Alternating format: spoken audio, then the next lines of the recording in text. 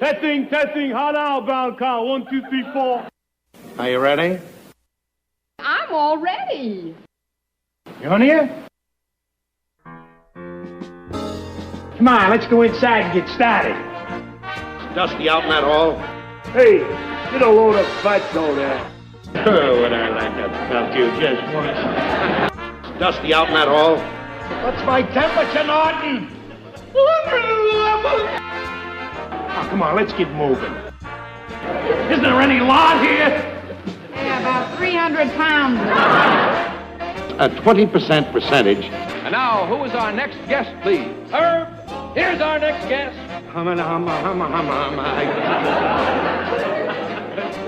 Ed Norton. Ha, ha. Watch this.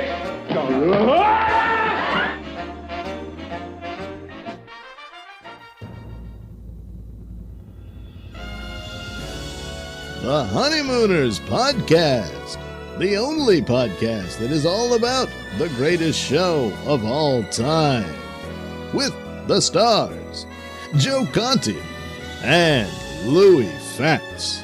If they ever institute a Nut of the Month Club, I've got a very good idea who's going to be January and February. Welcome, fellow raccoons and members of the Women's Auxiliary. Welcome. Who am I kidding? This is a monumental episode of the Honeymooners Podcast. We here in studio today have a true legend. This man has done many things. He's an actor, thespian, Harley rider. He's also a musician. We thought he owned horses, but he doesn't. He can Corey apple. He scales fish. He can open up cans and remove corns from your feet. Not only can he do all of that, he's one of the nicest people we've ever met, and he just happens to be the son of Art Carney. Let's welcome the great Brian Carney. Yeah, welcome, Brian. Thank you very much. I love it here. It's just great. Brian already said he wants to move into the studio here. Oh, he does? Yeah. So he's the modern conveniences. Yeah, the modern conveniences, yeah. But there's no refrigerator. That's the only difference. And I can also crack all 3 knuckles on each finger of my hand. Hey, you go see that? See, I knew there was more talent than just being a great actor. The things you find out. All right. Before we even get started, because what we're doing is, this is episode 93. 93, right. And this is going to be our interview with the great Brian Right. Carney. And then we're going to do another episode with him just doing the show. Just doing with our us. show. We're going to do the same thing as our show. We're going to go into the intro and the whole bit. Absolutely. But now what we're going to do is, before we get started, we have to talk about our one and only sponsor. Oh, gosh. And that sponsor is SilkCityHotSauce.com, Brian. All right? He's a man who is, we call him a raccoon because his dad was one of the original Ralph members. Oh, yeah. And he actually had, in his dad's apartment or his Garage, he had it, yeah. He had one of the Honeymooners sets from the 60s sitting in the garage. The kitchen set. And his mother was like, get that thing out of the garage. And he was like, but this is from the Honeymooners set. And this guy made a product called all these hot sauces, and it's called SilkCityHotSauce.com. So what happens is, when you go to Silk City Hot Sauce, you go in there and you get yourself some great hot sauce. Yes. I like something called Mango Madness, which has a little sweetness to it. Lou likes... I like Aztec Attack. I like Badass Jew. There's a hot sauce called Badass Jew, Brian. He's a little twisted, this man. He's a little twisted.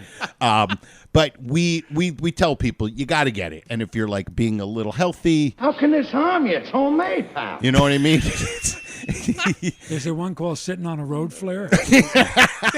You know, That'd be next. That would be fantastic. Yeah. And Jeff Kingfish Levinsky, who owns it, he listens to this, so he might end up making one for. He said he wants to make a Honeymooners based themed thing. Hot sauce. So you have to go and get it. And what happens is, when you go to purchase it, you put RX in the coupon code, and you get 20%. No, 15%. What is it? Isn't it 15? 15% percentage off of your order, and you get a free bottle of... Cherry Sriracha. What the hell? I'm sorry, sir. I couldn't think of the word. That's that? from the Raccoons, the president, Cliff Hall, when he couldn't think of something. So we do this gag with the thing where we go, you get a free bottle of cherry sriracha. Sorry, sir, I couldn't think of the word. We're just complete idiots. So make sure when you go in there, you put RX. in the coupon code and get yourself 15% percentage off of your order. And listen, we're going to actually get Brian Carney some hot sauce. I'm going to talk to Jeff Kingfish, and I'll get Brian's address, and he'll send him some. Right. So, because he's special. Yes. Yeah. We have to pay for it, but he's special. He'll get free hot sauce. It's great. Thank you so much. So, first of all, thank you so much for coming all the way from Connecticut to come down here. No, I'm in North Salem, New York. Oh, it's not. You're on the border of Connecticut then. Yeah. You must be close. I'm right near. I'm just south of Brewster, New York. Oh, okay. Mm-hmm. Not too far from Danbury, Connecticut. Oh, okay. All right. Very cool. Very cool. Connecticut, the New York State guy. Yeah. But thank you for coming down here and doing this my for pleasure. us. This is so much I fun. listened and I just laughed at you guys laughing most of the time. That's why we actually do the No, really. we do the podcast to make ourselves laugh. Yeah, and if anybody wants to join in, okay. Yeah, and there happens to be some other people that enjoy it too. Yeah. Which is weird. No, but it's so infectious. You're laughing. And it's genuine. We don't. You see us now. We laugh at the same stuff every week with the cherry sriracha. We laugh every week. Like you're like, what the hell is that? It makes us laugh. All right, Joe. All right, cool. Keen up. All right. Yes, I'm just making sure. I was double checking the cameras and all that, making sure it was working. So it is. That's my only little trepidation because this is the first time we're using the cameras and all that. So it's coming to you all live, not on film. So go ahead, Lou. I know you have a couple of really awesome questions. Yeah, we for want him. to start off, Brian. We just want you to tell us a little bit about your growing up. Like, where did you grow up? What town? And your childhood. I grew up in Yonkers, New York. Oh, by Yonkers Raceway. Yeah, Yonkers Raceway, in an area called Crestwood. Okay. And we lived on Westchester Avenue there, and I lived there from the time I was born until I was 13. Oh, okay. And then we moved to another area of Yonkers, which had a Bronxville post office. All right. But it was technically in Yonkers. Right. And I went to school 8 there in 8th grade. Not PS 31 Oyster Bay? The best part about all this is we're going to be making Honeymooner references the whole time. And Brian, the fact that his father is our Carney is probably only going to get like 10% of them. Because he's not a complete obsessive ass like us who know every episode and every line, like most of the idiots and lunatics that are listening to this. So now, your dad grew up in Mount Vernon? Yeah, he grew up in Mount Vernon. Okay. Yeah. And... which is basically right next to Yonkers, right? Mount Vernon is right next to it, right next door. Okay. Yep. I went to school 8th grade. 9th grade, I went to Walt Whitman in Yonkers. And then 10th grade, I went away to school in Tarrytown. Oh, okay. I went to a private school. I wanted to get out of the house and be on my own a little bit. So I was a boarder in Tarrytown for 3 years. And that's pretty much where I've lived. And then as I got a little older, I lived in Fleetwood.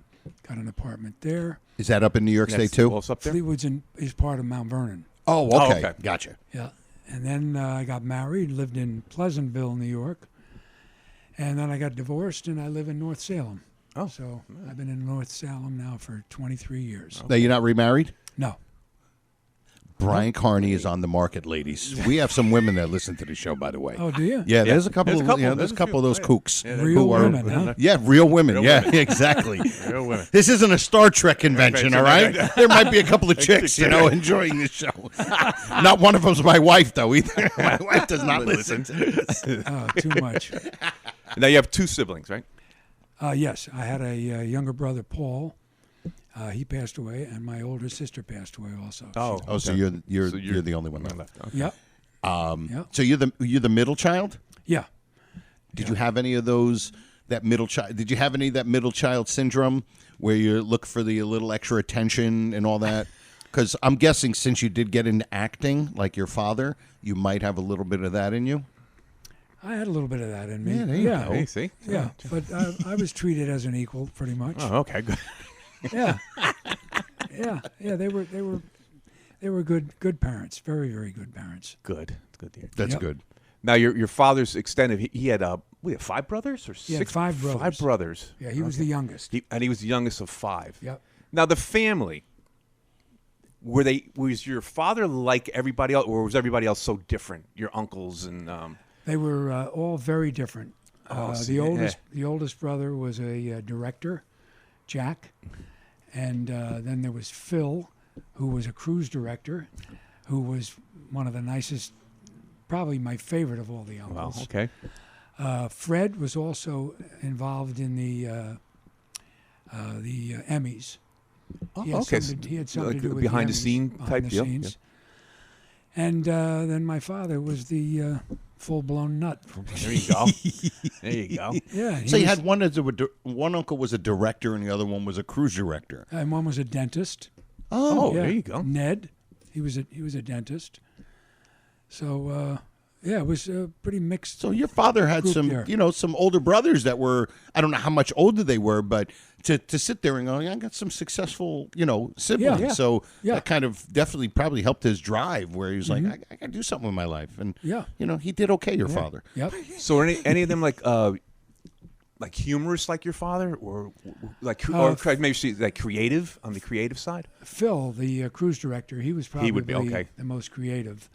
And there was also, I don't want to forget Bob too, my uncle Bob. He was actually the manager of Wingfoot for a while. Wingfoot Golf Course. Okay. Yep. Silver Oaks. And That's also, Wingfoot. Okay, so I didn't know that. Yeah. I never heard. Where is that? Is that up in New York State somewhere? it's in New Rochelle. Oh, okay. Oh, New Rochelle. all right. Geez, I was sure I'd get some golf reference. Silver Oaks. What a hello ball. He did do the Silver Oaks thing. Yeah. You're waiting for a hello ball. We're a little past the hello ball. ball. Okay, All right. Brian. We're a little bit more couth. We have a little bit more, I know you really dissect Yeah, these shows. yeah. Boy, I'll tell you, man, I feel like I don't know a thing after listening to you guys. Yeah, well, that's because you have something called a life. Yeah, you have a life, Brian. Me and Louie don't have a life. I do this and I go to the shop right. Yes, that's always the gag. Like the running gag. Sometimes I'll mention if I'm doing a show somewhere, not to Yeah. promote, just to say, well, what'd you do over the weekend? I did a show, and Louie will always be like, yeah, I went to ShopRite. I had some coupons, and that's the extent of Louie's out of here. Yeah. Broccoli Rob was on sale this week, so I had to get there. Well, one of the interesting things about the house in Crestwood was I was approached about 5 years ago, and they wanted to name the block where our house was Art Carney Place. And I said, geez, that'd be a great idea. I would be honored. So they had a whole ceremony and everything, and the one block of Westchester Avenue between Margaret and Pennsylvania is now called Art Carney Place. Oh, that is so nice. cool. Yeah. Nice. And this is in what town? This is in Fleetwood? No, it's in Yonkers. This is actually in Yonkers. Yeah, Oh, you said the the area Crestwood of section Crestwood. of the Okay, Crestwood Crestwood okay, section. Crestwood section of Yonkers. That's awesome. That's and the hard. mayor was there, and I got him putting the hat on and the Norton hat and everything. And it was really a great day. It's October 2nd is Art Carney Day now in Yonkers. Really? Yeah, Man. got a proclamation and everything. Do they have any? Is there going to be like a little anything for that? Like on October 2nd, will they have like a little? I don't know, like a little festival or anything for that? Nothing. Nothing, huh? Okay. They should Nothing. do something. Yeah, really. I think Chow Chow's on sale. 50% off Chow Chow. Piccalilli on Chow Chow. Piccalilli Chow Chow. Yeah. Dude, that would be, you know what? With all the lunatics on Facebook, all the pals who listen to this and the other Honeymooners groups, why couldn't we have a get-together? Why not? We'll Little have march. a get-together. Little march through Little Preston. march. Yeah, a little right, march, a little get-together, and everybody was whatever. You can have your Honeymooners shirt on or whatever. Yeah. It'd be great. We're not far from here. Yeah. We're only 12 miles from the George Washington Bridge. That's From true. here. Yeah, right from here, 12 Go miles. walk over the bridge up to Yonkers. Absolutely. Walk over the bridge. I don't know. They have these motor cars now. no, Lou. I don't know. I'll- Yeah, I'll- they're I'll vehicles. have to look They- at 'em. Yeah, they tend to. Look into that. But Chris Christie can be in charge of the whole Yeah, there you go. I'll close it down. Okay. All right, there we go.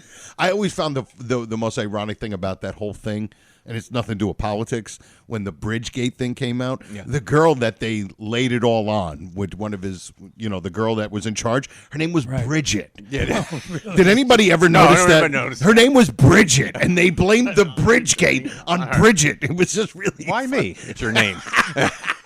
You should have been. Your name should have been Tunnel. You would have been all right. How about Easy Pass? Yes, Easy Pass, exactly. Okay. So, All right. So you grew up in Yonkers. Yes. Okay, and from your dad being from Mount Vernon, right there, along with Captain Lou Albano. Really? He's also from. He's from Mount Vernon. He yeah. was a friend of mine. Well, see, look at that. Yeah, at the Ralph convention, we did a scene. Lou Albano and I. Lou played Ralph, and I played Norton. And we did the scene where they're drinking the wine. Oh, that's great. And Joyce Randolph played Trixie. And they got a girl from one of the soap operas or something who played Alice. Do Alice? Oh, that's great. It was so long that's ago, I don't funny. remember. But we did it at the Felt Forum on the stage man, there. And that's great. Lou Albano, he's really an incredible person. He really was. You walk down the street in New York City, and everybody would yell out his name. I mean, everybody. Just the You sure they weren't booing him and it just sounded like Lou? No, I'm just kidding. not him. I'm just kidding. Not the captain. Not the captain. He's one of the most loved personalities I've ever spent time with. I always Really? when I watched wrestling for a little while when I was in high school, I do remember watching him, and he was like this giant character. You know what I mean? Well, yeah, Like, I remember him from little when he was actually wrestling. He was the Mount Vernon Mauler. Yeah. Oh, that was his name. Oh, wow, that's so cool. And He's got not to go off the Honeymooner thing, but he has an interesting background too. He was also born in Rome. Really? But his parents were born here. His father was a doctor. Didn't know this. He was studying in Italy, and that's where he happened to be born. Yeah. While the father was studying in Italy. So he was an American. Yeah, they're Italian Americans, but his father just went to Italy to study medicine, and he happened to be born there. So he was actually an Italian citizen. Yeah, and then he came back here. And he used to go to a restaurant in Katona, up near where I live, called Pepino's, and he was a regular in there, and so we would see him in there. That's cool. Yeah, really nice guy. I would definitely be okay with going to Pepino's right after this. Oh yeah, why not? Yeah, why we're not? going to be hungry later. It's a good place. And Lou, I'm going to interject with a go, question go. from one of our listeners, and it actually pertains to what you had just said. This is our pal Mark. Okay, Mark Strouch. Yeah, Mark. He's a full grown out of the week. He wanted to ask a question, and he says, a great question would be, what was it like growing up with your father as Norton on the Honeymooners? Not that part, but what was it like to play his character at the Ralph convention in the 80s? Right, you just so mentioned that's that. what you were just saying. Wow. Like how much fun that must have been. I'm guessing that's what he wants to know. It was fun. I didn't feel the pressure of it until we got out on stage. You were kind of like, yeah, this will Yeah, be good. yeah. And then all of a Sure, sudden, I can do this. yeah, you're an actor. He's been on stage. He's a musician. He plays Yeah. guitar. I got this. And all of a sudden, he's something Oh, wait different. a minute. He was pretty good at it. Yeah, Wait a minute. here I am my dad was pretty good at that thing. Here I am I would, trying to do the signature thing and Yeah, looking gonna bounce and like pushing things off the paper. That's absolutely great. Oh, so that's actually really cool. That's what I'm saying. These guys remember. Yeah, it that you wasn't were doing easy. It really wasn't. I mean, I knew all the lines and everything, but and I was trying to do the voice a little bit, Right, a little bit. Little bit. Yeah. like a little almost punch drunk a little bit. Okay. When he first started doing Ed Norton, he did it really like this. He almost did it like a punch drunk person, and then he kind of honed it. Okay. I always said in Got the it. took early it down. They probably ones. took it down a little bit. Well, Yeah. I always said the early ones. Oh, yeah. Your father was very thug-like. Yeah, he was. It was Yes. almost like a thug guy, like a badass. Like a Yeah, he badass. sounded- yeah, yeah. he had that, and like you're saying with that voice, it was like a street thug yes, from New York. 50s New York, Tough guy. Brooklynite. Yeah. And that's what it was. Yeah. And then like we always said when we watched I always say when you watch the Lost episodes, it's like watching a prequel to something that you love to watch. Yeah. You get to watch the characters before they were fully developed. Yeah. and your dad's character was a little rough and tumble. Yep. Yeah. And that rough and tumble part kind of got replaced by being a little bit goofy. And dumb. Dumb in, Yeah. in a Yeah, way. in a way, yeah. But that classic sidekick who was goofy and you would think dumb, but always at the one moment would have this amazing thought. Like in all the sitcoms and shows, they always have like the coaches from Cheers and all that, where they're dopey and all that, but then at one moment they have a little. Yeah, a moment of clarity. Well, they pulled the drawers out of the dresser before. Yeah. They That was Yes. great. Yeah. Yes. Is that better? Good idea. One little idea. You got to make a federal case out of it. Too much. But were you already acting when you were already doing the acting thing? Did you start acting in the 70s? Yeah, I started doing TV commercials back then. So Yeah, when it was- you did the Ralph thing in the 80s, Yeah, I had you already just- had some acting. I had just commercial stuff. Right, but I still. had taken a commercial class, so I felt a little more comfortable in front of a camera.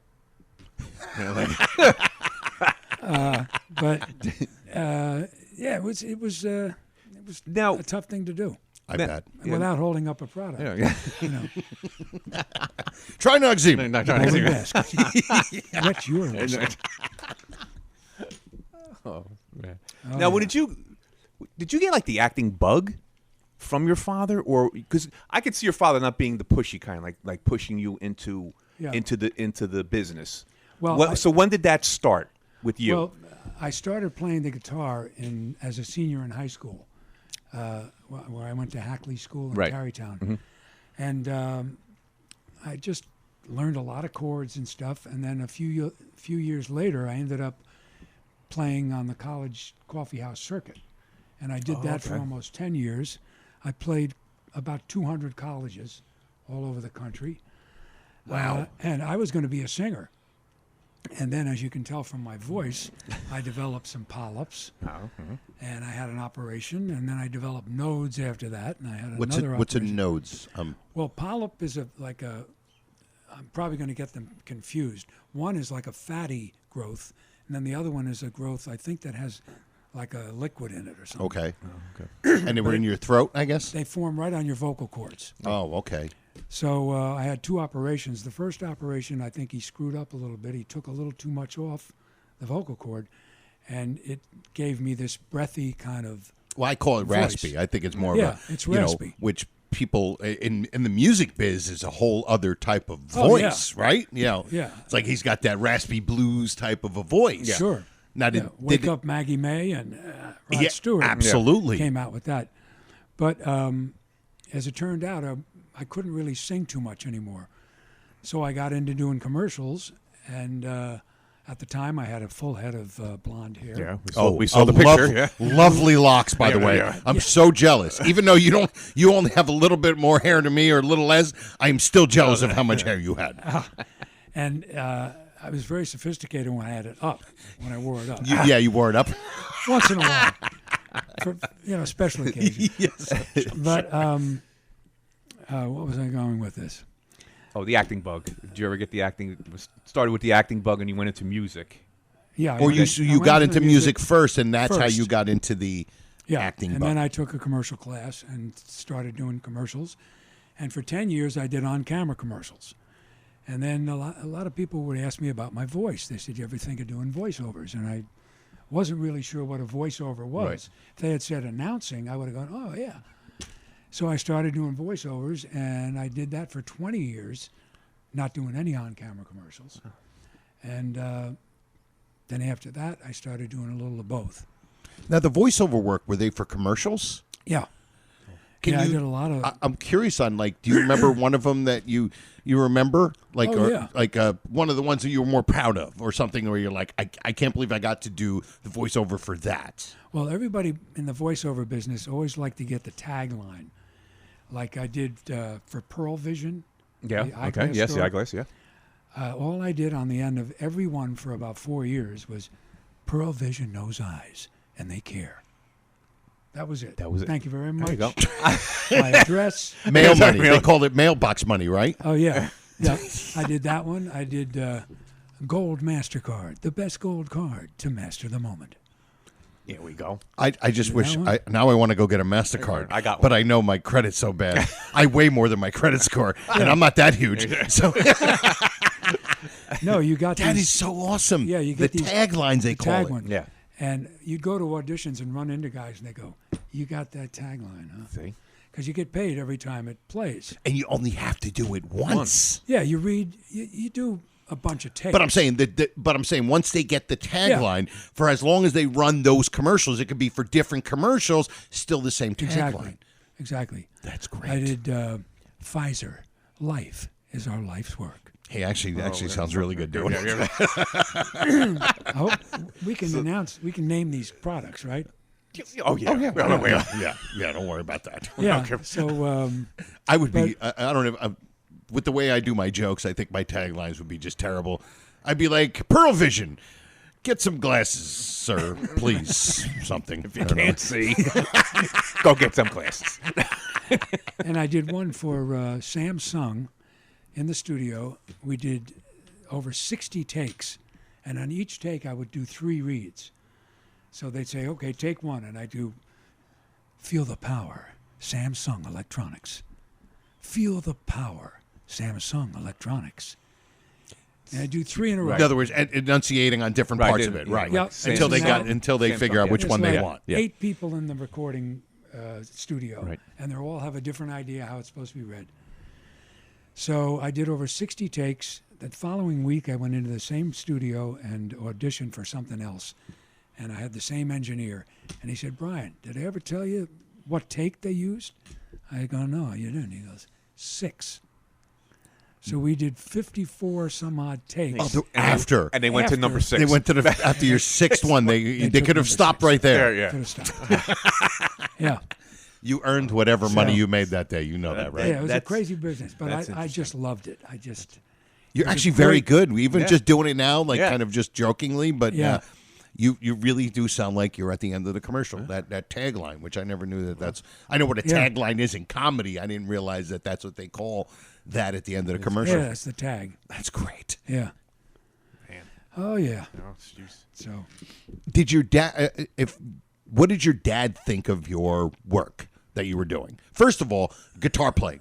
Did he like the fact that you were a musician? Because he was a musician. Yeah. He must have loved that, right? Well, he liked it that I was making my own money. Right. You know, I was playing at the colleges, making $150 a week, and I got room and board, and I got a ticket where I could get all the food that I wanted from the union, the student union or something. Right.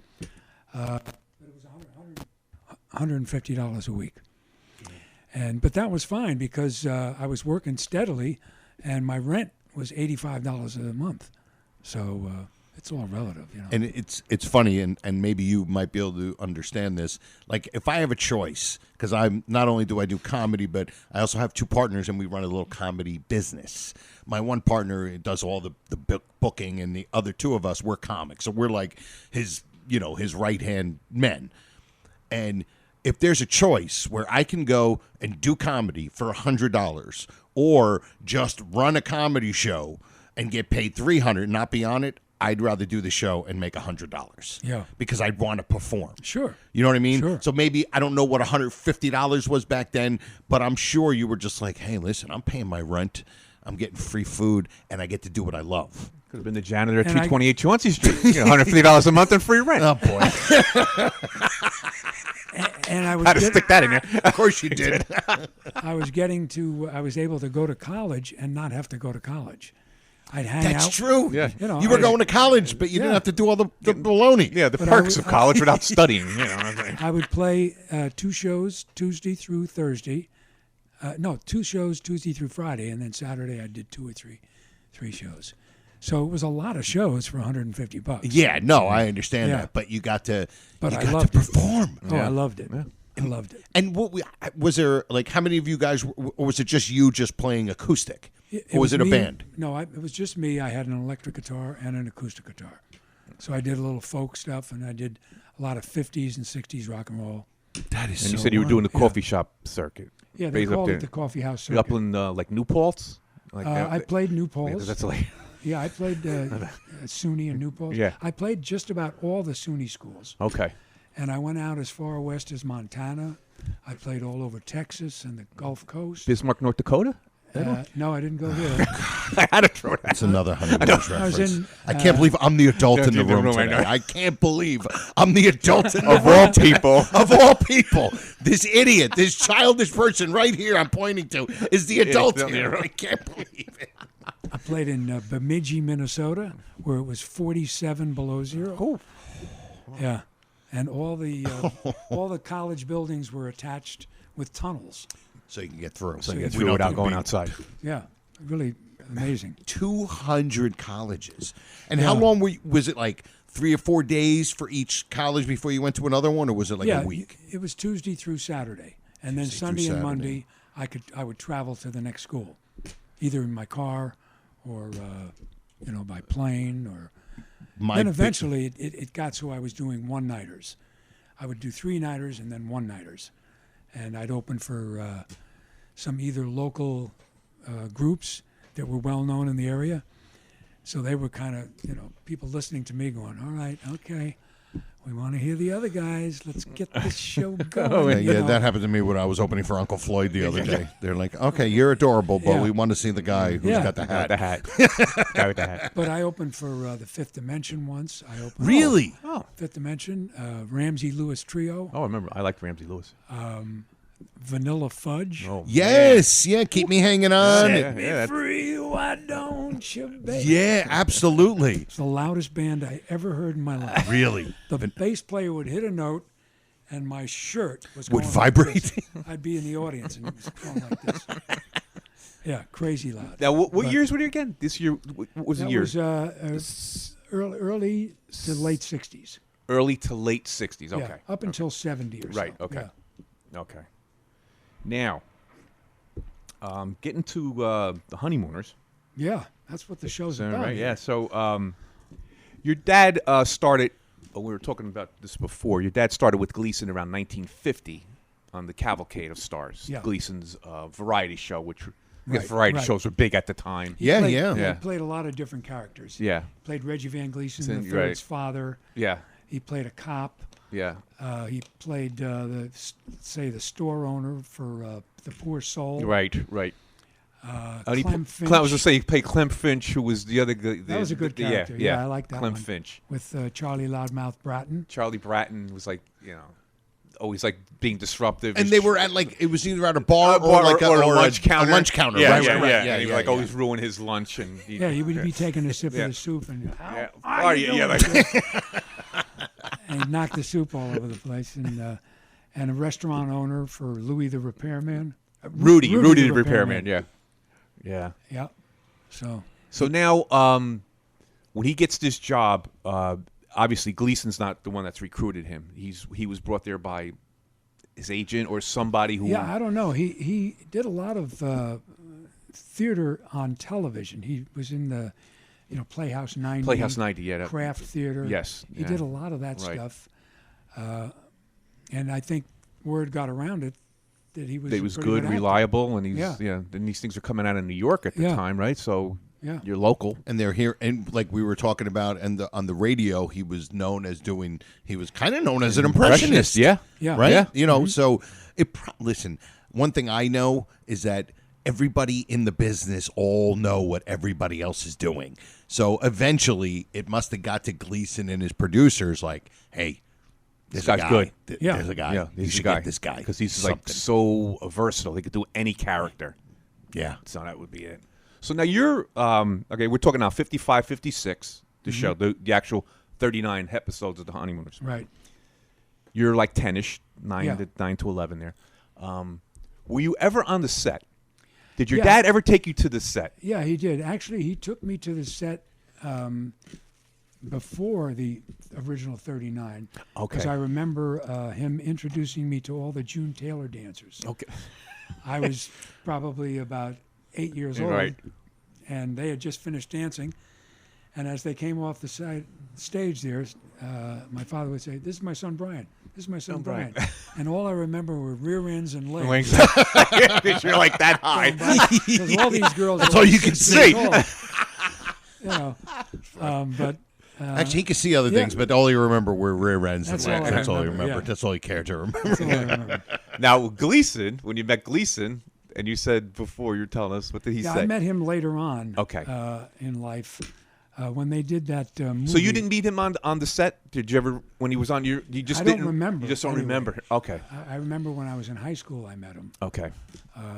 And they were doing that movie where when they did that movie together, and I'm drawing a blank on the name. Not Izzy and Mo. Izzy and Mo. Izzy and Mo. Okay. Izzy and Mo. And I met him in the bus that they had Right. there.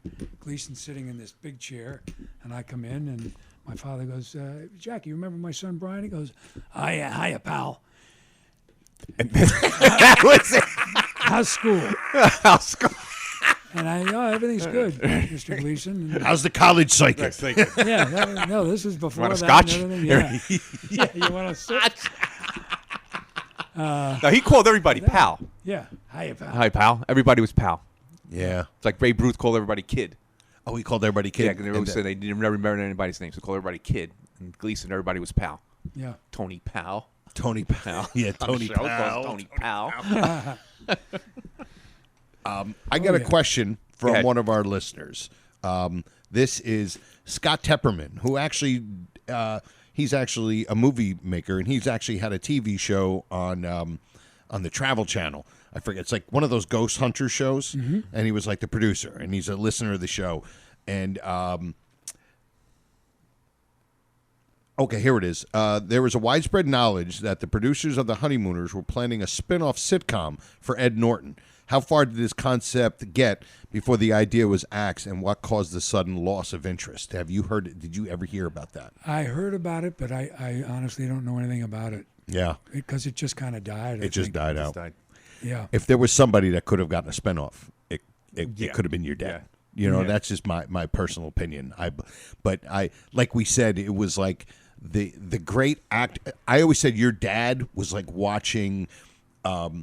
Like a ballet dancer, like it was almost like watching somebody pirouette and doing it in such an amazing comedic timing, and then to watch him and then to watch Gleason react to him is to me what made the show tremendous.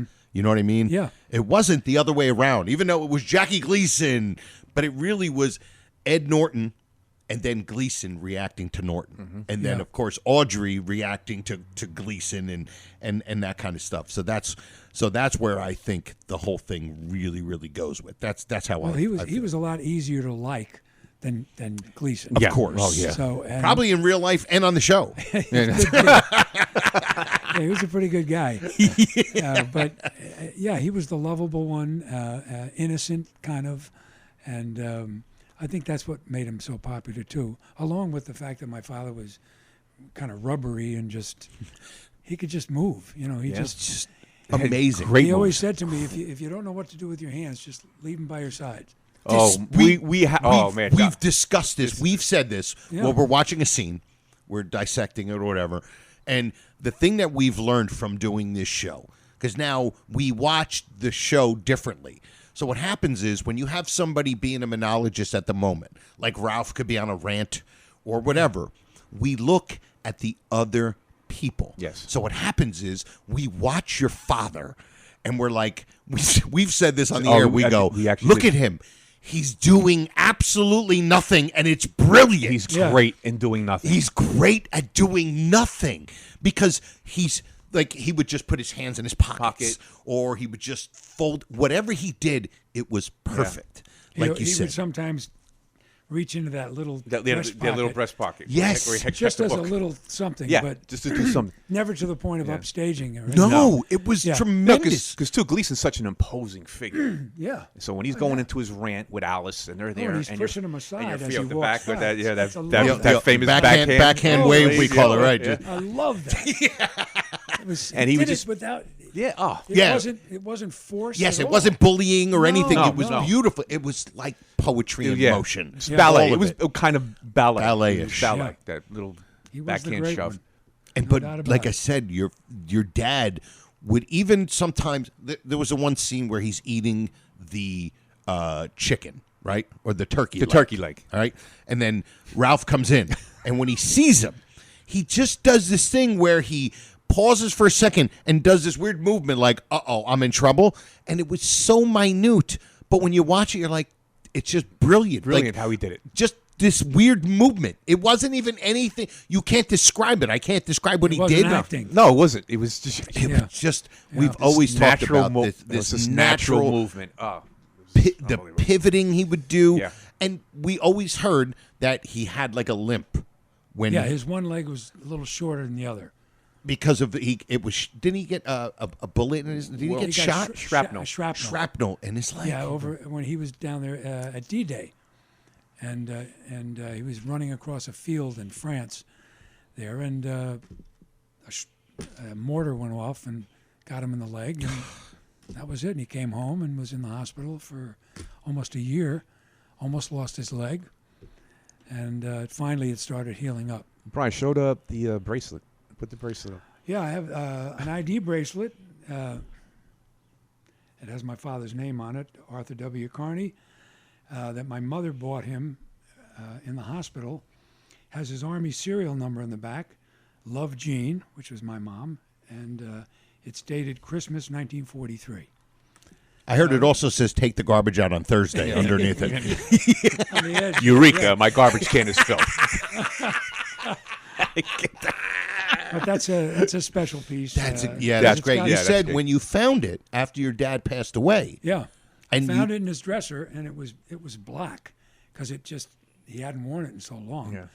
Yeah. And I brought it to a jeweler, and it came out beautiful. Yeah, it looks and great. it's got a little piece of the two of them Yeah. on it. So There you go. that's my most treasured. It's fantastic. Is there? Do you go ahead? I want you to continue. If Okay, you have yeah, anything so I else. just wanna- Yeah. Go ahead. All right, here's the question. When did you become a fan of the Honeymooners? I know it's going to be a tough I question. never thought of that. Yeah, because I said, this is, because I'm saying, because when you go through this thing, you're so young when the show's on. Mm-hmm. You basically probably don't realize what's going on. And then it went off, the 39 went off, and it went back onto the Cavalcade of Stars, wherever the show was called then, for a couple of more years. So now you're getting into teenage years and all that. So Yeah. when did you actually become? Did you become like later on in life? I think probably maybe later on. Later- Not this late, of course. But Right. I mean, probably when I was in my in high school. Okay, so you And people talked about it a lot. okay, because the people show. are talking to you. And in our neighborhood, people talked about what my father did more than, say, my buddy's father, who was a dentist. Right. I would hope so. You know, just- I would hope so. And Hey, how'd that root canal go today? yeah, Your dad is amazing with a scalpel. but it was just we grew up, like I said, in Yonkers, and it was nothing special. I had a very normal life, other than the fact that people, I got pointed out, and a lot of people would say, yeah, that's Art Carney's son over there. And then I'd be walking down the street, and they'd come over to me and go, yeah, I'm so-and-so. I met you before. They didn't meet me. I was pointed out to them. So I don't know who these people People are. are just So it was kind of uncomfortable. right. But there must have been short moments of uncomfortability. It wasn't Yeah. like it was a for a long long thing, periods like- of No, anything, because right? People I- hanging out in front of your house taking pictures. and No, stuff no, like that. I was always very proud of Oh, yeah. what my dad did, and I always enjoyed talking about it. A lot of people go, well, you must hear this all the time. I go, yeah, and it makes me feel good. They feel good. Some Isn't people that take great? it two ways. Remember, Joe, we were talking about that one time? We said that sometimes you might have people who take it the other way, where it's like, oh, yeah, I know, my father. You know what I mean? Yeah. Where you feel like you got to fill those shoes. And then there's somebody like you that just said, I love it. Yeah. I Yeah. embrace Yeah. it. You were telling me on the phone, Yeah. because me and Brian talk. Yeah, you talk on the phone, sometimes. yeah. Yeah, we're pals. I don't know if you know that. Yeah. And he says people will always come up to you and make a reference or something, and it's just enjoyable to you. Yeah, it is. And that's one of the reasons why I still have his Norton hat that I bring to certain places. And people put the hat on, and I have the Oscar Yep. maybe with me, and they just, you see their faces light up. Yeah. And Like it's- it did a half hour A half ago hour ago when you showed it to us. By the way, that Oscar is heavy. Yes. It's right behind you. Right behind you. Oh, there. If you, this was the coolest thing. First of all, there it is. There people. it is. There's the there hat. it is. The hat.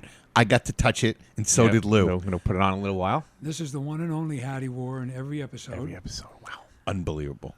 He bought it, I think it was back in the 40s or even the 30s, because he used it when he was doing impressions and doing, I don't know as far back as high school. I don't know when he bought it for sure. There's no label in it. It's all worn out. But now, would that have been something that your dad would have worn, or he just used it for the characters that he was? I mean, everybody wore hats back he then. didn't They wear just, it. I don't think he wore it. No, right? No. It was just something that he used as his prop, his personal and then prop. he took it and brought it and incorporated it into the Ed Norton character. Yeah, but he would do Jimmy Durante, Arthur Godfrey, Right. Churchill, FDR. FDR, yeah. He did. Look at me, I'm as helpless as Johnny Mathis. Or Nat King Cole. He would do. Okay. That's the one I'm thinking of, not Johnny Mathis. Okay, Nat King Cole. Yeah, his era would have been Nat King Cole. Yeah, he did a great Nat King Cole and a great FDR. That is, think about that. Well, now FDR, being that he was a president, I guess because none of us were around for that, so you think, well, who would do an FDR? But he was a president. But you got to remember too. FDR was always on the radio with his fireside chat. So he's doing. Everybody knows what FDR and for sounds him like. to do that thing, and they hear it instantly and know. And for him to do Nat King Cole, like to me, I always said, if you're an impressionist, if you do an impression that nobody does as a comic, you will get noticed.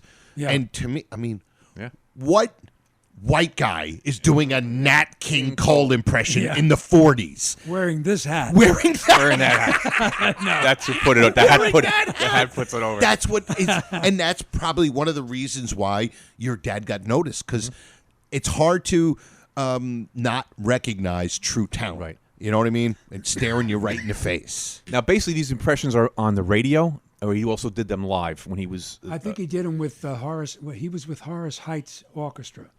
Okay. And they toured. This is when he was 19 years old. Oh, God, 19. And he was doing impressions then. Yeah. That's amazing. Where's that other picture of him when he was 19? Oh, here it is. I got it. The one that looks like I got it. that one people have seen on Google, but this is amazing because if you look, everybody, it's hard to see, but in it, the whole thing is all words, and it's all things taken from the Honeymooners. There are all Honeymooner lines in there. So it almost looks like it's one of those puzzles where they take all these different things. It's almost like they took the words and created the picture. Yeah. But that was your father at 19 years old with an Dude, think about that. You're 19 years old, and there's a microphone in front of you, and it says NBC. Yeah. That's unbelievable. When I was 19, I was still trying to figure out how to talk to girls. That is unbelievable. This is a good shot. That's another good shot. One of my favorite shots. Is a great picture. That is now. You said it was just a candid picture, maybe at Gleason's house, or it's at somebody's house, backstage somewhere, or something. But and it looks like Gleason pontificating about something, or make some sort of gregarious joke, and your father giving him the. Yeah, I probably heard this already. All right, Jackie. What are we doing next? I know I don't have any input. That is one of my favorite pictures of the It two is of them just together. an absolute great photo. The admiration in his face. Yeah. And my dad's face was just all over the place. Well, that's what we've always heard, was that even though they weren't very close and they might have been just two different people, think about it, how open and, like the social butterfly, that Jackie Gleason was, almost like, with his big drinking and all that, and your dad, a really reserved kind of closed off type of person. He'd like a table in a restaurant in the corner, facing the corner. Right, exactly. And it wasn't like he didn't mind people saying, Mr. Carney, I love you, or whatever, wasn't that. But he just wasn't. Gleason had come in and buy everybody a drink and make a big deal, and it just wasn't my father. There's it's nothing like wrong with it. You're a private person. Yeah, that's all it is. Mm-hmm. Yeah. And now because of social media and everything, if you're like a celebrity and you're not doing that, then it's like, oh, you're just a snob or this and that. But at least back then, you didn't have that. Yeah. So it was just that's a private man right there. Leave him be. Yeah. He's a private person. Mm-hmm. Gleason, he he'd was. probably be like, "Oh, you're looking at me? Come here, I'll buy you a drink." Yeah. Like you said, he would borrow money. He would borrow money and then run the bar. In his early day, I read it in the book, and it said he actually didn't have money. He'd go up to like somebody, like someone who's hanging out with Toots Shores and low on money. Hey, pal, give me 100. I'll pay you back. Guy gives him 100. All right, everybody, have a drink on me. It's like, okay, it's not even your money. Wow, I didn't know That's that. It's all here in this book. That's a good one. I have another question from a listener. This is my friend Robert. Where were you on April 8th, 1975, the Oscars broadcast? And if you were watching, what was your immediate reaction when they called your father's name? Wow, I remember it very well. And Here's the Oscar. what a coinky dink. He's got that thing right there. 8.5 pounds of it. It's unbelievably heavy. It really is. I just pulled this out of my wallet. Like the gecko. Like the gecko, picking up the tab. Yeah, right. I was out in Hampton Bays, Long Island, at my friend Doug Murtha's house with his wife and my wife. We were watching it, and he was up against some big actors. He was up against Al Pacino, Jack Nicholson. Who else? Was it Pacino in Godfather 2? Because it was 1974, wasn't it? The movies? Yes. From the 1974. 74. So that's probably Godfather 2, right? Was. And I think Dustin Hoffman was up for Lenny. Oh, and Lenny he played Bruce. Lenny Bruce. Played Lenny Bruce. I think that was the same year, yeah. Oh, man, what a year. And my father, being his age and everything, and the popularity of the Honeymooners, was without a doubt the sentimental favorite. I mean, because you looked at these guys and you go, they're going to win plenty of Oscars. There's a lot more chances of them in front of them. Like when they gave it to John Wayne that time for True Grit or something like that. I was like, really? Come on. And it's no different than what he'd done before 1,000 times. Like, all of a sudden, it's this great performance. Anyway. Not taking anything away at all from the performance in Harry and Tonto, which I thought was Oscar caliber without a doubt. Right. Like I said, he was the sentimental favorite. They called his name, and I, of course, went crazy. I teared up. I got all verklempt, everything. And where were you? He said it at his friend's house. Yeah, my friend's house in Hampton Bays. He was with his wife, and I was with my wife. Just the four of us sitting watching the TV. And then, so I bring this around sometimes too, and people just get so much enjoyment. They hold the Oscar. I'd like to thank the Academy. They got the hat on, and they're trying to take it all in the picture. And now you hold it. And I'll put the hat on you, and it's an experience I really enjoy. There's a place up where I live in North Salem in Purdy's called the Blazer, one of my favorite places. And I bring it in there every year around November 4th, which is my dad's birthday. And people show up. Oh, the God. place is packed. Yep. They want to put the hat on and hold the Oscar. The most iconic I've been doing it for 15 years. And you know what's so funny? You said your father bought this hat. Yeah. It's his. It didn't come out of the prop department. Right. It's his hat. Like he brought it in to say, we'll use this. Yeah. And they'd be like, well, where'd you get that? Don't worry about it. Yeah. And it became one of the most iconic things from that show. Yeah. Like out of all the props. Because we actually did an episode once last year where we said, can you name like your top 3 props that you would want for the show? But we said you can't say the hat.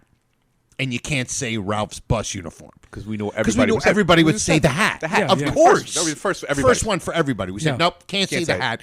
And everybody would come up with, like, my thing was the list that Ralph wrote on the wall, his good pernts and his bad pernts. Yeah. I would love that, only because I can actually take it and put it on my wall if I wanted to. The icebox would be a good one, too. Somebody said a the bunch icebox. of people said the icebox, too. Yeah. Absolutely. You got another question? Yes. This one is from Brother Bibbs. Oh. This is a great question. I'm going to read exactly how he put it. Brian, sweet kid. Your dad followed up one classic in the 50s with another with his own TV special in 1959. The show was another huge hit, winning the Primetime Emmy over other comedy giants such as Danny Thomas, Jack Benny, and Red Skelton. Do you remember that night in June of 1960 when he won the Emmy? Did you go to any of the rehearsals or tapings? And would your dad bring work home with him, the scripts or pressures or anxieties and etc.? I think he's talking about the show called VIP, excuse me, which stood for Very Important People. Okay. And he won the Emmy for that show. So he won 7 Emmys altogether. I think 5 of them were due to Gleason's show as different characters and also as Ed Norton. Right. VIP was just a real kind of a comedy show that was written for him, and it won that Emmy. So it's basically all comedy skits? I wish It was all I comedy. rememred more about Right. it. Not like a variety show where you they had singers and stuff like a that. lot of makeup things, and he played a real old man in it. But I remember how popular it was, and how well it did, and a lot of talk about it. But I think that's got to be the show he's talking about. And I think that is. Yeah. And think about it.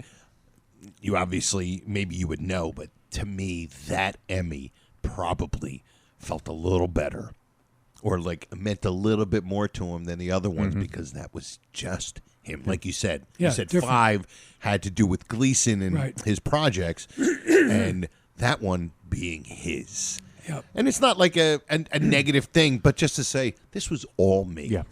You know, even though all of his other Emmys were because of what he did. But to just say, you know what, this one was by myself. Yeah. There must have been a little bit, you know how some things feel a little bit better, you know, than other things, even though they're all positive. Just that little bit of, I can do things on my own. And you know what I mean? That probably killed Gleason, too. That probably got him. I was probably under his skin, and he had a lot of skin. I mean, That's something I can't understand. That Gleason never won an Emmy or an Oscar or anything. but he won a Tony. Yes, he won a Tony. Oh, he did. Yes, we didn't know that until one of on Twitter, one of the guy who's like in the Honeymooners in I think it was the early 50s. Yeah, I think it was like right before when he was. He won a Tony for a play for some Broadway thing. Wow. Some weird. I forgot what the name of it was, but it was very garbage. It was kind of choppy. It was like when you saw like little clips of it, it was just him singing and dancing with guys behind him, and looks like he was on a boat or something like that. Some weird. typical It's stupid just Broadway show. wrong. It's just wrong that he didn't win any Emmys. I mean, it really is. when you think about it. It really is. He was brilliant. Yeah. Well, and then this picture. This is tremendous. That's and a great picture. Of course. This is from my father's last Emmy. It was a TV movie called Terrible Joe Moran. And James Cagney played Joe Moran, and my father played his caretaker. And he also played an ex-fighter. So we had to talk. They talk like the fighter talk? Yeah, Like But Anthony Quinn. He won the and Emmy Jack for Quinn. that. And we also took notice instantly. We were like, and in the episode on stage, when he comes in to do his little audition, he's doing James Cagney. You dirty, when he's doing you dirty rat. right. And he ended up, and you said that they were very good friends. It turned they became good friends. I'm not sure he even knew him before they did the movie. Before they did the movie together. But it was kind of funny because James Cagney talked very softly, and my father's hard of hearing. So it was tough in their scenes together because my father couldn't hear him, and they had to have somebody come in and I think dub some of James Cagney's lines. Or they could have just changed all the lines that your dad was supposed to read and just put "what" for all the lines. What? What? That's what I. Oh God! For a nickel every time I've said what. And I wear hearing aids too. And the thing about that is that I was watching a thing about James Cagney, and they said for that big tough guy that he was known for on screen, they said he was one of the nicest, most passive people. And it makes sense that they were friends once they met each other because they my were probably father like, Yeah. we're kind of, you know what I mean? You know how, like, some people Yeah. you just instantly bond with. Because it's like, you're not that crazy Yeah. thug guy. And Cagney was probably like, you're not that moron guy that was on that other yeah, show. yeah. And they just bonded. Because what's name said Yeah, also they about did. Cagney was John Biner when Gilbert Godfrey had on. I love John Biner. And Oh, me Gilbert too. Godfrey had a great on his podcast. He had John Biner on, and Biner also spoke very highly of Cagney. They said he was just one of the sweetest I guys. love John Biner. Oh, Biner is great. Oh, Yeah, he oh, is. he is. I know who you're fantastic. talking about. I like John Biner. yeah. Biner's. He was in The Odd Couple, right? He did a. Actually, I saw it yesterday. There's on He was Slang in on 5 episode. He's on 2 episodes. He's in. Didn't he play like the parking lot He played attendant? the parking lot attendant, and he played the other guy. Last one I saw, he played the president of the Fataway Company. The Fataway. Remember when Felix has to, dresses Oscar up in the fat suit, and that's right. Yeah, he plays the And president. of that company. John Fiedler, Oh, Fiedler, yes. he was a terrific actor. Yes. He was He's in The Odd Couple. The Odd Couple as the security guard. or Yes. something. Yeah. Oh, the security in the security building. Technician. Yeah. He had all the security done. And he was also, my father did a Twilight Zone called Night of the Meek. Oh, Night of the Meek, the Santa Claus. Yeah. Oh man, that's He great. played a drunken Santa Claus. Yeah. And John Fiedler was the manager of the department store. Department store. Yeah, along with Burt Mustin. Oh, I remember Burt Mustin. Burt Mustin, a big, tall, very old-looking guy, probably at 15, Yes. he probably looked 90. 90. Yeah. You recognize him as soon as he makes an entrance. Yeah, that was a good one. Now, speaking, this is a good segue. Okay. There's Fiedler, and we're talking about The Odd Couple. Your dad plays Felix Unger. Yeah, he was the On stage. He was the original Felix Unger on Broadway with Walter Matthau. Yeah.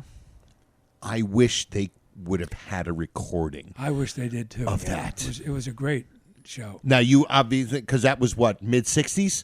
So you were probably, Yeah. a teenager at the Yeah. point. So you're grasping on what's going on. Yeah. So you're. Yeah. Yeah, John Fiedler was a card player. Yeah. Boy, I'm gonna forget the names of some of the other card players. I don't remember them. And they had the Pigeon Sisters. Yes, the Pigeon Sisters, Cecily and Gwendolyn. Yeah. Yeah, it was a great show. Now, was your dad approached to be in the movie? Or No, he wasn't, because Jack Lemmon at the time was a big movie star. Right. And my father hadn't done any movies really. Okay. Except when he was like 20 years old. Mm-hmm. He did a movie called Pot of Gold, where he played one of the Horace Heidt orchestra guys. okay, yeah, which was Yeah. But so they went with Jack Lemmon. They went with which Lemmon. ain't a bad deal.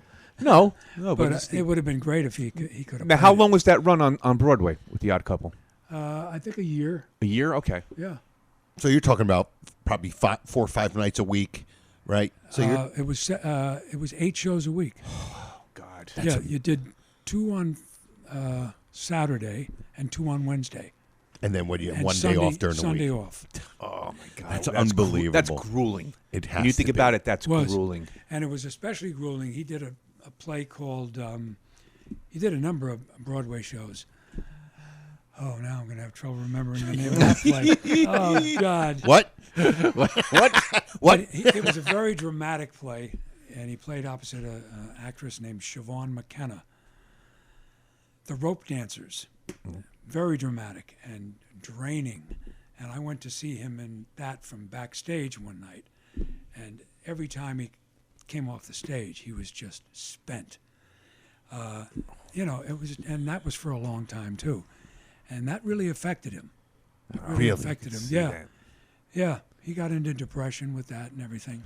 Because you hear about that with, like, sometimes actors, they get so engrossed in the character.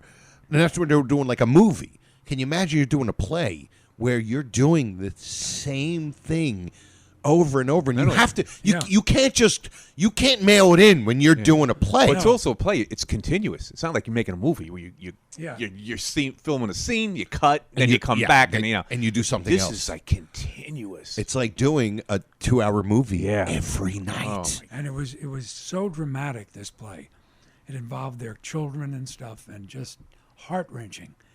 And he was a manic depressive, And he would sometimes get into bed and just stay there all day. Just leave me alone.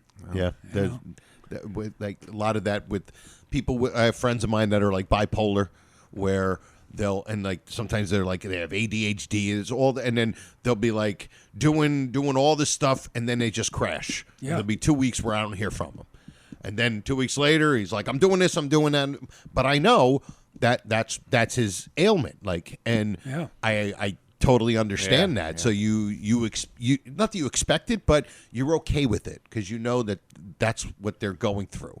But to do something so dramatic for so long, Joe, that's the drama part of it. It's not like comedy, where comedy is an outlet. You're laughing, it's loose. When you got to be in a drama, and you got to sell this. You got to sell this. Yeah, and you're saying this is like a real drama. And get out of bed and get in the car and drive into the city from Yonkers and do it again. Do it again. You know? That's amazing. Because I'll be honest. There's sometimes when I'll do a show, if I'm doing a thing where maybe I'm closing out the show. So in other words, I have to do like 45 minutes or sometimes a little bit more, an hour or whatever. And I'm doing comedy. I'm doing stand up. You know, there'll be nights where after I'm done, I'm drained. Yeah.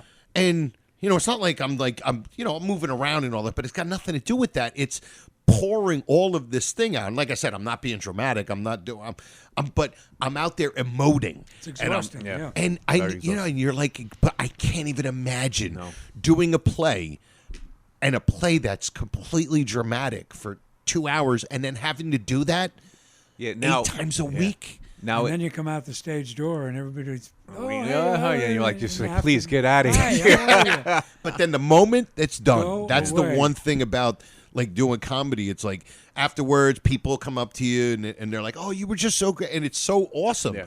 But when that's done, you're left deflated. Like, oh yeah, I remember why I do this, but now I got to go home. Yeah. You know, it's so but to do that. And now just being exhausted. Now, when he's in this drama, is he basically on stage all the time, or are there I don't breaks? Really because I can imagine how that is if you're out there for the majority of the 2 hours, and just pouring it out and just remembering the lines, and you're still in front of an audience. Like you got to do this every night. We don't feel the same way. Athletes don't feel the same every night. I can imagine the same thing with actors. Yeah, just pouring the emotion into it. I think he also used acting as an escape, because when you're acting, you're not yourself.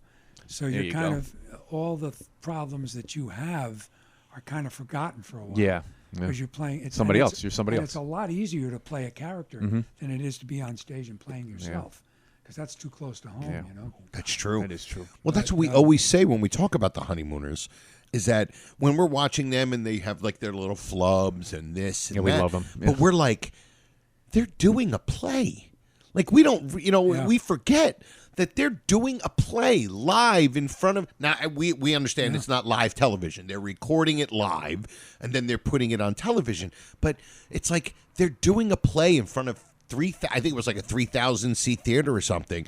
And to watch it, and when we watch the mere.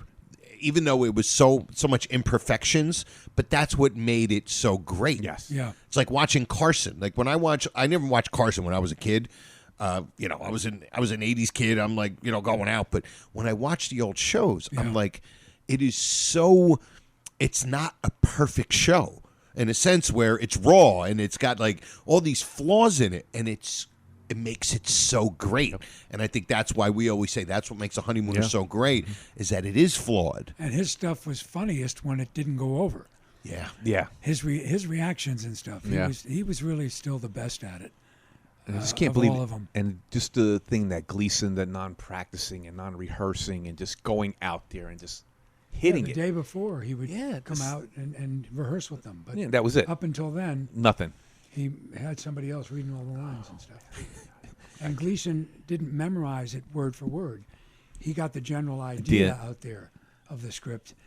So it was hard for them to know when to come back in. Their cue. Like, right. So you're waiting for a word or a phrase and it doesn't there. It's like, it doesn't there. Like, and Gleason would say that adds to the spontaneity. He liked it. And you can't argue with it. I mean, You can't argue with it at all. No. Spontaneity. We call it spontaneity call because that's what your dad said. That's what your dad said in the one show. episode. He goes, it affects my spontaneity. So we say spontaneity. Spontaneity. Yeah, Your father said it. And that's the word we use for our show. I don't Spontaneity. know how to spell that. No, I wouldn't even know how to spell that either. Too much. Yeah. Oh, what else you got? I know you have a. Oh, I got. Yeah.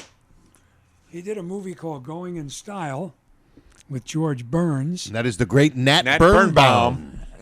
There he is. The great Nat Birnbaum. That's right. And George wrote on top of it, don't let your wife see this. I love you, Art. George. Don't let your wife see this. I love you, Art. Isn't that great? Yeah.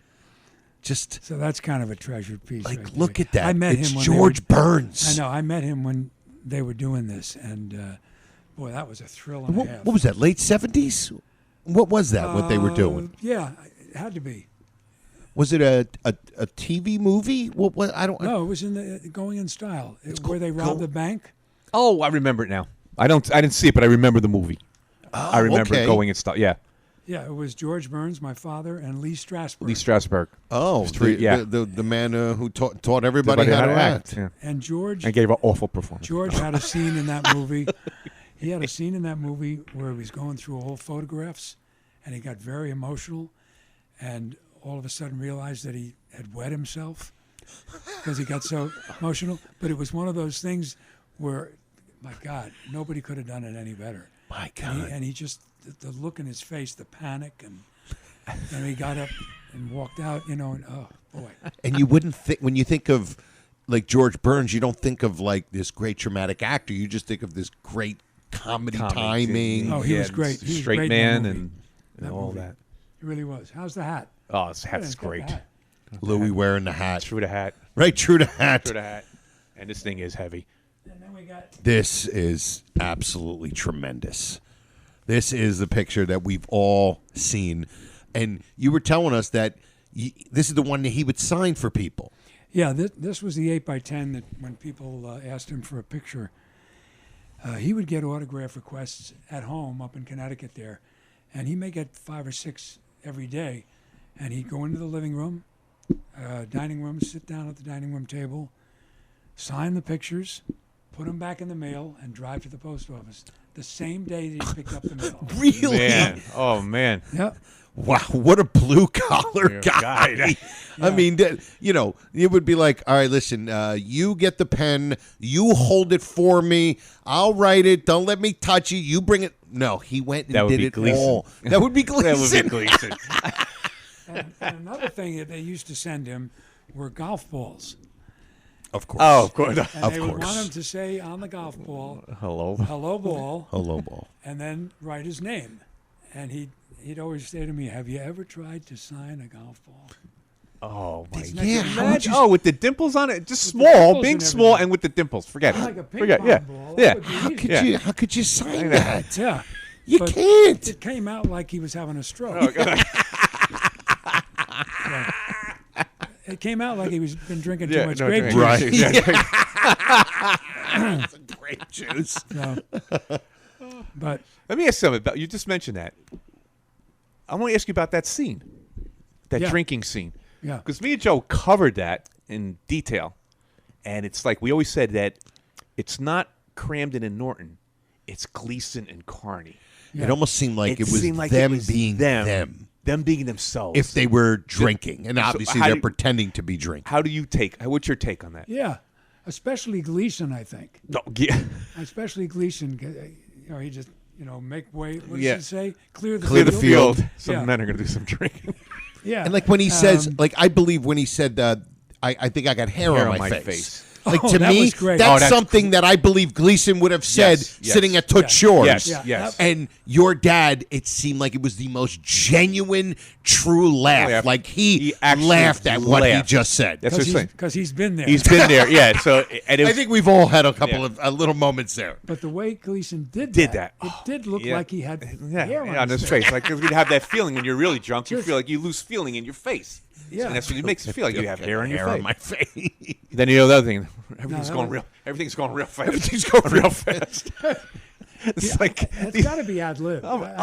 That's what we kind of had that feeling. We were like, hey, listen, there's a couple of things that they said, listen, you guys do this and that. You got about 3 minutes. It was about a 3-minute scene. Yeah.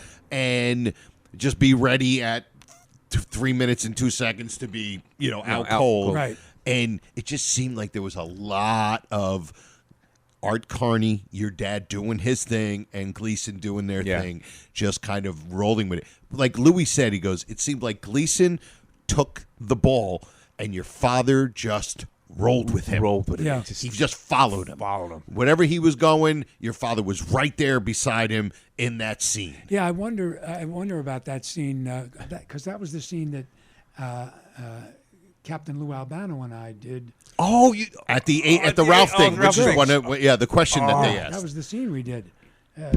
So I really looked at that scene, and I'm wondering what was written and what was ad-libbed. Was ad-libbed, yeah. Like Pour Away Mine Host. Mine Host, yeah. I wonder if they actually wrote that. Can't walk on one leg. Can't walk on one leg.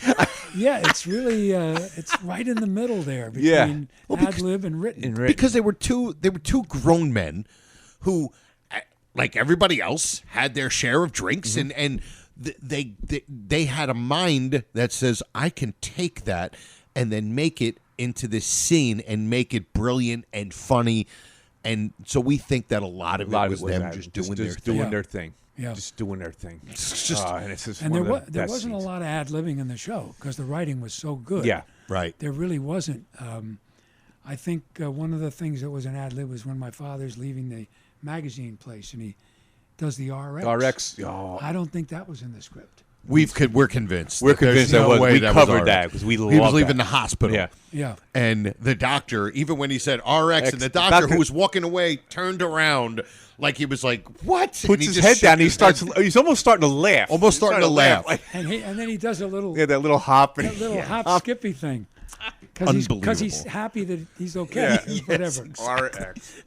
RX. And when I have friends that text me and stuff, and so many of the texts I get from friends that are Honeymooner fans sign it either RX or woo woo. Every one of our texts ends with RX. Oh yeah, yeah. Every one. Yeah. It's like saying affirmative. Yeah. Okay. Yeah. There it is. Right up there. RX. That's when we say goodbye to each other. Like, see you later. RX. It's idiotic, but it's probably one of the most brilliant lines that was probably not written in that show. And then when if you go to a pharmacy and you see the RX sign up, it's the first thing you think of. Of course. Yeah. Let me ask you this. True. Has anyone ever called you Mr. Norton by mistake? No. No, really. I thought there would have been somewhere along the line somebody would have called you Mr. Norton. No, when I was in college and I was just starting to play the guitar, and I had a buddy that was playing with me, and we got introduced I went to school in Greencastle, Indiana, to DePaul University. Okay. And we got hired by the Greencastle, Indiana Grain Dealers Association to perform at some banquet. This was the big time. Oh, that's biggie. Yeah. And as Felix Unger would say, this is a biggie. I did a VFW last week. I don't know if that's as good as that. And they introduced us, and here they are. It's Steve Morris and Art Carney. Oh, no. Yeah, and I was introduced to Art. Oh, no. And I came out and I said, I've been thinking about that, and I think I'm going to change my name to Art Carney. There you go. But I would have just thought that somebody along the line would have called you Mr. Norton. No. Oh, okay. Well, no. Hey, learn something new every day. No, I don't remember ever being called Mr. Norton. That's just or absolutely Brian tremendous. Norton. Yeah. Well, it's weird because just from the little bit of the time that I've gotten to know you, and of course the first time I'm talking to you, I'm just like, okay, yes, Mr. Carney, and by the end of the conversation, I'm like, all right, Brian, it was good talking to you. You just have this such inviting type of a personality where I was just like, oh my God, he made me feel so comfortable talking to him, even though I was nervous. Yeah, okay. That's good. Okay. Oh, you're all Norton. Oh man. Oh well. Yeah, just I think that. Well, then there's the Golden Globe. Golden Globe. That was also for Harry and Tonto. Okay. Came along with the Oscar that year. It's unbelievable. A little Golden Globe award. Not for nothing. They could have did a little better job with that. I mean, it looks like a Little League trophy. Like, you just seriously? Look at that. It's like at a kid's ballet. Yeah, like what is that? I know, Everybody and it gets looks one. like it was second place. Second place. Yeah, not even the winner. Not even like really for Art Carney, they couldn't get him something a little bit nice. Oh, They are. But- I think they are different now. they should be. Yeah. It's like somebody engraved it with like a hammer and chisel. But look, and Hollywood Foreign Press. did you show that one yet? This is another one where Yeah, this is the Emmy that he won for Terrible Joe Moran with James Cagney. and the thing about that again, first of all, the Oscar, it's so heavy. Oscar's Then we're heavy. and this when he pulled it out of the bag, it was so much bigger than what you think when you see it Yes. on television. Yeah. And it's beautiful. I've like you heard really that think before.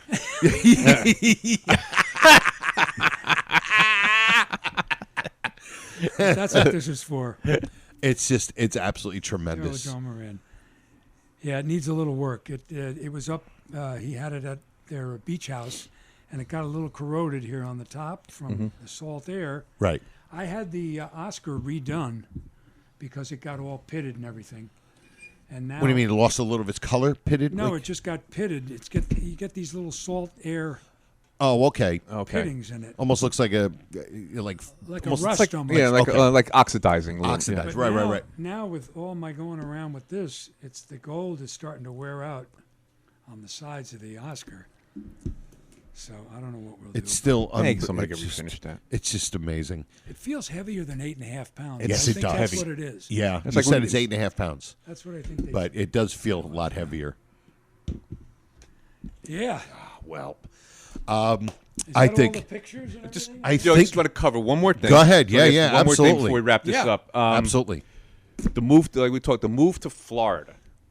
Yeah, Louis a little obsessed with this. Yeah, I did something about this move to because after I reading this book here and with Gleason, that was our pal Richie DeMole sent us. Richie that. DeMole. Thank Yeah, you, Richie. Thank you, Richie. You know what it entailed to move this whole production down to Florida because of Gleason wanted it.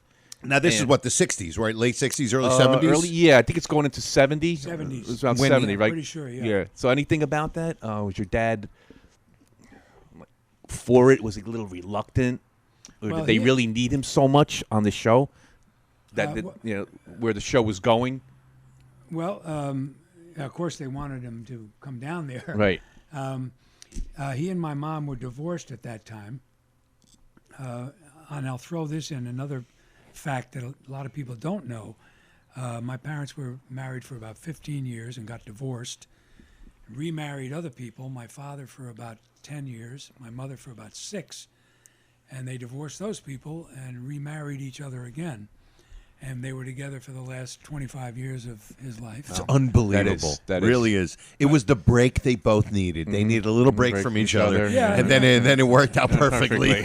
Yeah, and Hey, you know, they you're not were- so bad after all. They were high school sweethearts. There you go. Oh, okay. At A.B. Davis High School in Mount Vernon. And they got back together, and it was great for all the kids and the grandkids and everything else to have them back together.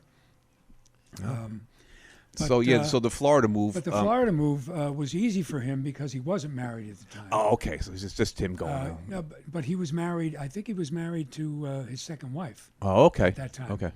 But she was kind of in the business also. So, but he went down there and had a good time, from what I understand. He wasn't much of a golfer, and Gleason, of course, loved No, he golf. lived on the golf course down there. I'm Yeah. sure he probably did play, but not too much. And he came back there kind of a strange man, a changed person. Change. He came. Yeah, I don't want to. You shouldn't use the word estranged. No. Estranged? No, it's estranged. Like, yeah, he came back and his wife was like, "You're He's estranged." a little strange. That's That's what how my happened. father says I'm strange. Yeah. He's an Italian. He is a little estranged over there. So. But he came back up and visited my mother at the time, and he pulled in the driveway in this Cadillac that had to be 30 feet long, and he had a license plate on the front that said Art, and it was just so out of character for him. And he pulled in, and I came out, and I said, "Dad, really? This is what you've become?" I love that. But and Son he said, breaking his "Yeah, father's chops. I got a little carried away.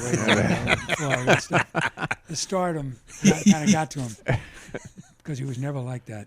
And he went down there and did it with Sheila McRae, played Alice, and Jane Keane, played Trixie. Yeah. And it was like a musical all the time. Yeah, it was big kind of production. Yeah, it was singing, dancing. They won the flaky wakey contest.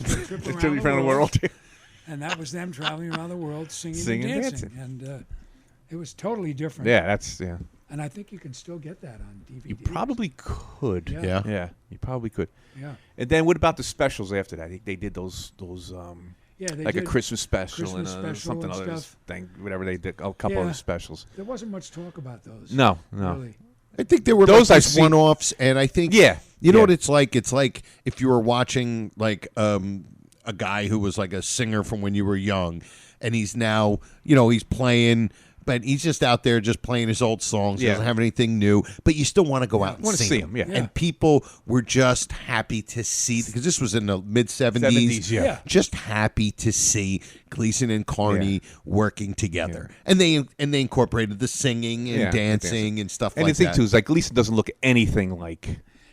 No, like cramped, like Ralph. He's tan. He's tan. He's got the mustache. The mustache. Oh, the mustache. Which he's like enamored with this mustache. He comes in and combing it. Yeah. And it's in color. It's in color. color. So it loses a lot. It does. In the color. We just like the black and white leaves it to the imagination. Yeah, absolutely. And it adds to the dreariness of the apartment. Yeah. You just can't mess with that. No, you can't. No, you can't. There's no reason to. They made a Honeymooner movie.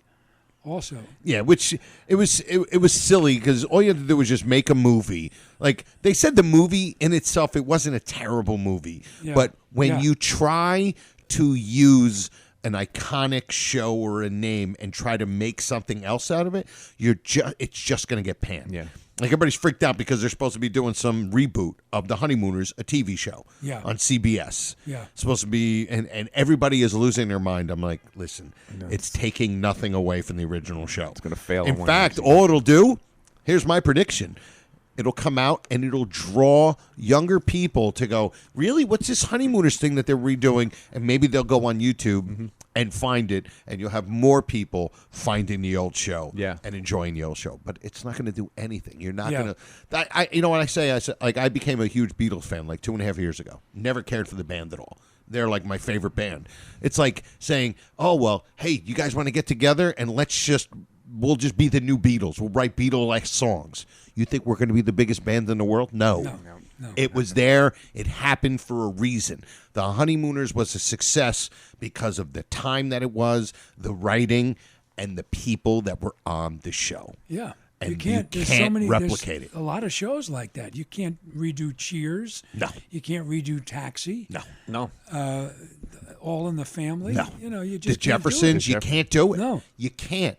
There are just these characters that are too big to try to say, we're going to, like I said, it's like saying, oh, well, we'll just be the new Rolling Stones. Yeah. There is there is the Rolling Stones, and that's it. Yeah. There is All in the Family, and that's it. There's the Honeymooners, and that's it.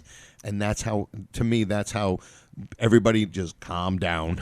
And Gleason was the one who said, I don't want to do any more because it's not going to be as good. But they ended up doing some more afterwards. Isn't that the weirdest? That's the part we like don't 56 understand. and 57. And they weren't as good. Yeah, they went into the lost category. They were good productions and everything, but just it was like a totally different show. Yeah.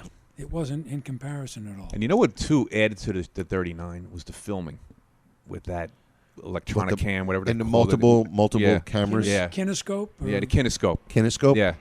That added to it because it was very crisp. When you look at them now, those are crisp as opposed to the Lost, which are like grainier than grain. Right. That's it. And they were made right here in Clifton, New Jersey. Those cameras.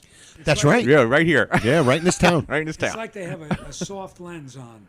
Yeah, like when you had a soft layer, when you had a camera, when you're shooting a picture with a soft lens, it just distorts a little. But I think that's what also part of it was the filming of that. Oh, I do have one question about your dad.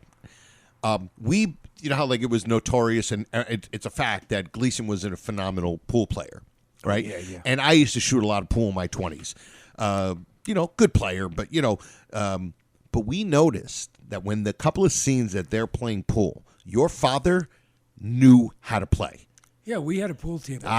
We know it because you can just look, and I'll bet you, since you played a little bit when you were younger, you can just look at somebody the way they hold the stick and their bridge. You can tell if they know how to play. Not that they're a professional, but when somebody who doesn't know how to play pool, they hold it weird. Yeah, they hold it weird. Your father, boom, put it on there, and he knew. And I said, Stroke. he wasn't like as good as Gleason, but he knew how to play. And actually, I just said we had a pool table. Back when he was doing the Honeymooners, we didn't have a pool table. Oh, so this was later on. But he must have played pool in Mount Vernon growing up. Okay, when he was young. Yeah, because he knew how to play. Because he knew how to play. Knew how to play. You could definitely see that. He did an episode of Alice.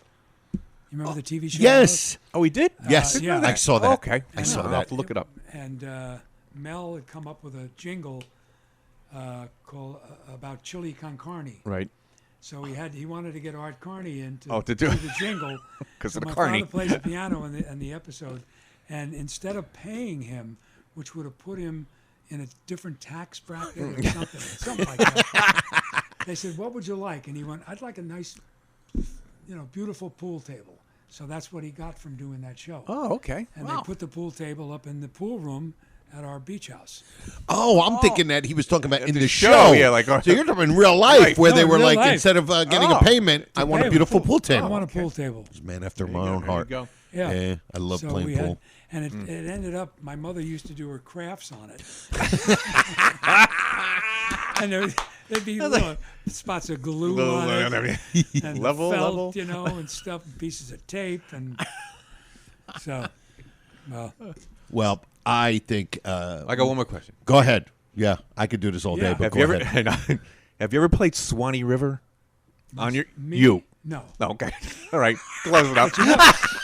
You know who does, and he must be a Honeymooner fan, is Billy Joel, in a couple of concerts that you can find on YouTube.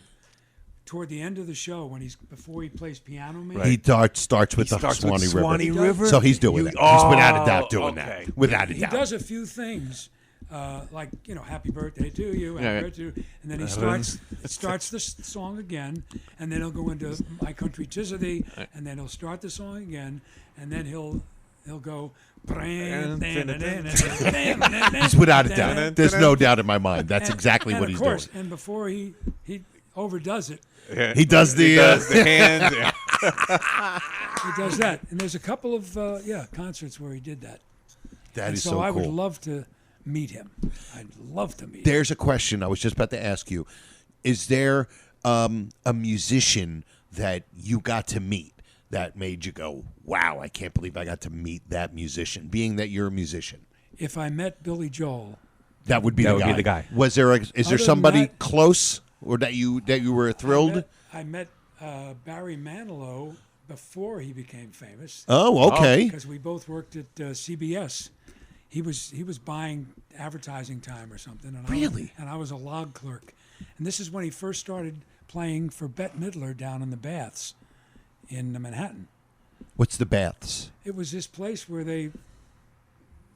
it was like steam rooms and stuff, but they had an entertainment area. And he would play... She was the singer, and he played the piano for her. No way. That's pretty cool. He's a skinny little guy working in the office, with the greasy hair and stuff. I go, hey, Barry's playing down in the Baths tonight. Are any of us going? And Brian's going, it ain't Billy Joel, so I'm not going. No, I'm going to go down and see Barry play. And meanwhile, he turned out he was a very nice guy and everything, and of course he just became a megastar. Yeah, huge. Yeah. Oh, that's so funny. But that is awesome. And I regret that now.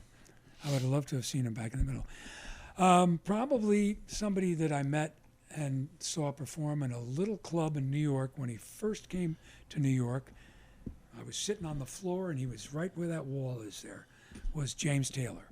Oh, wow. Really? And he was, Fire and Rain and back in the very beginning. Yeah. And that was pretty impressive. Well, he was on Apple Records. That was who signed him first. That's right. The Beatles Apple Records. That's right. They signed him first. My friend has a funny take on the whole, you know how like people used to blame Yoko for the breakup of the Beatles. Yeah. My friend, he blames James Taylor. He goes, I blame James Taylor because he's the one that showed John Lennon how to use heroin. Jesus. Yeah. It's a weird theory, but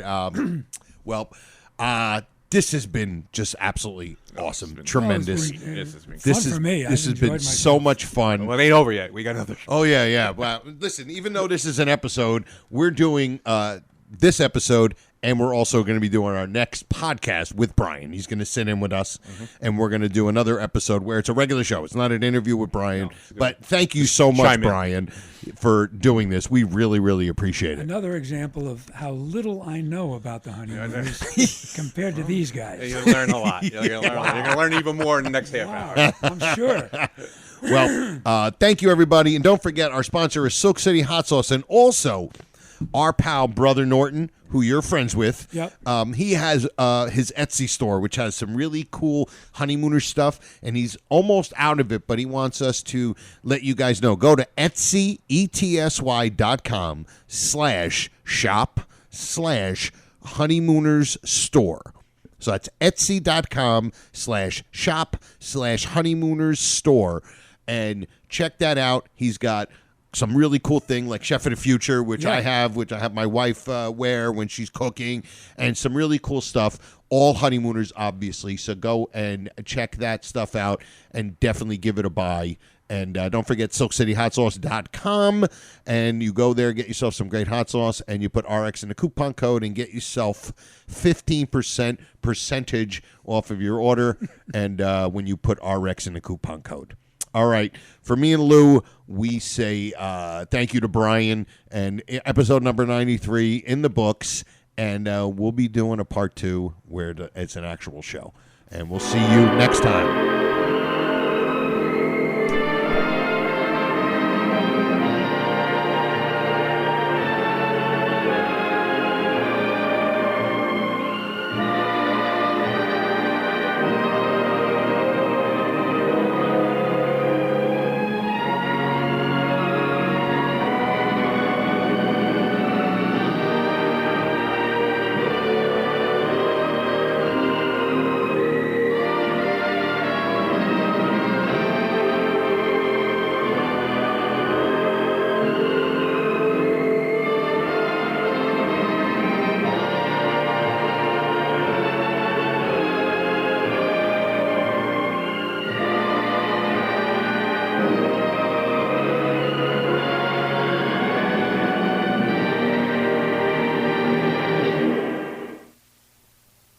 Goodbye, Mr. Crandon. I'll be seeing you.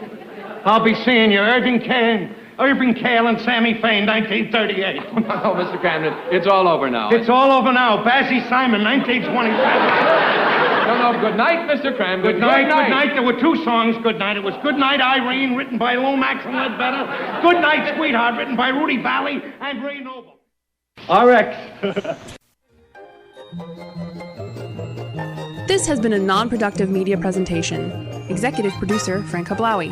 This program and many others like it on the Non-Productive Network is distributed under a Creative Commons Attribution Non-Commercial No Derivatives license. Please share it, but ask before trying to change it or sell it. For more information, visit non-productive.com.